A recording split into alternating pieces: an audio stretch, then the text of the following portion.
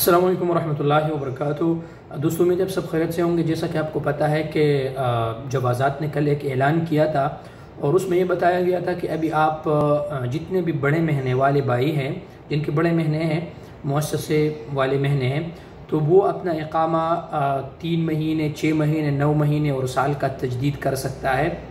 ये ऐलान तो बहुत पहले हुआ था, लेकिन अभी इस पर बाकायदा तौर पर अमल दरामद शुरू हो चुका है। लेकिन एक बात यहाँ याद रखिए दोस्तों कि इसमें जो डोमेस्टिक वर्कर है, जितने भी छोटे महीने हैं, घरों के महीने हैं, वो इससे मुस्तस्ना है।